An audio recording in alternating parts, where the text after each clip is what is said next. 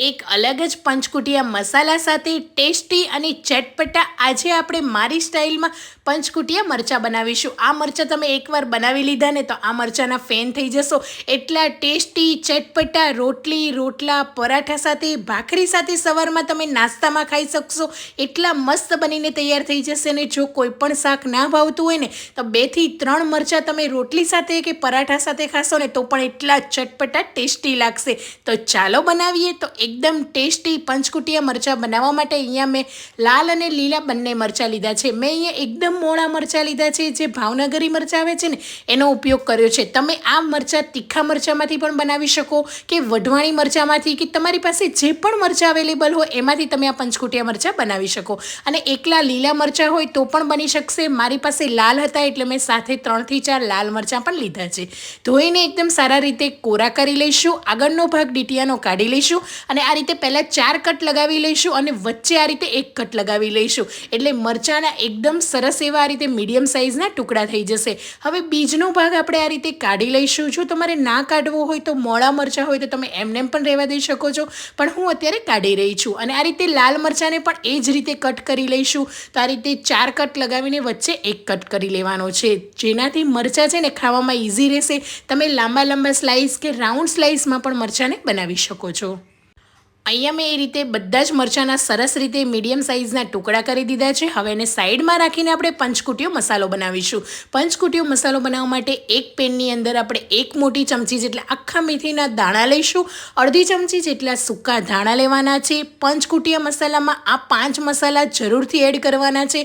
અડધી ચમચી જેટલી વરિયાળી એડ કરી દઈશું અને આપણે અહીંયા અડધી ચમચી જેટલું આખું જીરું એડ કરીશું। જો તમારી પાસે આખું જીરું ના હોય ને તો તમે પીસતી વખતે જીરાનો પાવડર પણ લઈ શકો છો અને આ રીતે આખા મરી અહીંયા આપણે એડ કરીશું જેનાથી ફ્લેવર સરસ આવશે। એ જ રીતે મરી પાવડર પણ તમે આની અંદર એડ કરી શકો છો। હવે 5 વસ્તુને એકદમ સરસ રીતે લો ગેસની ફ્લેમ પર શેકવાની છે। તમારા ઘરમાં એટલી સરસ એવી સુગંધ આવશે ને એટલે તમને ખબર પડી જશે કે એકદમ સરસ રીતે આ બધી જ વસ્તુ શેકાઈ ગઈ છે। તો લો ગેસની ફ્લેમ પર તમે જોઈ શકો છો મેં અહીંયા 4 થી 5 મિનિટ રહેવા દીધું છે। મેથીના દાણાનો કલર ચેક કરી લેવાનો। આ રીતનો કલર થઈ જાય ને એટલે બધી જ વસ્તુ સરસ રીતે શેકાઈ ગઈ છે। હવે એને તરત જ પ્લેટમાં કાઢી લઈશું, નહીંતર વધારે પડતા દાજી જશે મસાલા એટલે તરત પ્લેટમાં કાઢીને એને રૂમ ટેમ્પરેચર પર આવે ને ત્યાં સુધી 5 થી 10 મિનિટ ઠંડા થવા દઈશું। મસાલા એકદમ સરસ રીતે ઠંડા થઈ ગયા છે।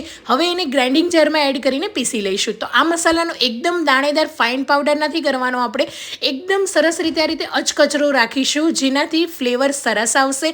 તો આ રીતનું મોટામાં જ આપણે પીસવાનું છે, વધારે આપણે નહીં ચલાવીએ। મિક્સર જારની અંદર 1 થી 2 વખત પલ્સના મોડ પર કે આ રીતે ગ્રાઇન્ડિંગ જારમાં એક જ વખત પીસીશું ને તો સરસ રીતે આ રીતે દાણેદાર પાવડર થઈ જશે।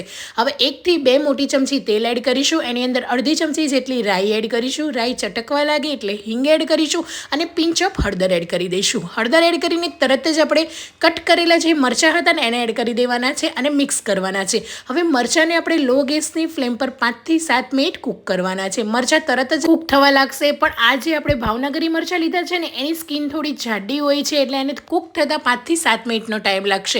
વચ્ચે આ રીતે 2 થી 3 વખત હલાવતા રહીશું અને લો ગેસની ફ્લેમ પર રહેવા દઈશું। તો મરચાં કૂક થાય ને એના માટે મેં અહીંયા સ્વાદ પ્રમાણે મીઠું એડ કરી દીધું છે જેનાથી મરચાં સરસ રીતે ચડી પણ જશે। અને મીઠું એડ કરીને મિક્સ કરી લઈશું અને ફરીથી એને રહેવા દઈશું। તો મરચાંને આ રીતે 5 થી 6 મિનિટ લો ગેસની ફ્લેમ પર કૂક કરીશું ને તો સરસ રીતે ચડી જશે। મરચાંને ઢાંકવાના નથી, ખુલ્લામાં જ આપણે રહેવા દેવાના છે, કેમ કે ઢાંકશું ને તો પાણી વળશે, એના પાણીના ટીપા જે વરાળ થશે ને એ અંદર આવશે ને એનાથી જે આપણું આ મરચાં છે ને એ બગડી પણ જશે। તમે આ રીતે બનાવશો ને તો અઠવાડિયા સુધી ફ્રીઝમાં તમે સ્ટોર પણ કરી શકશો।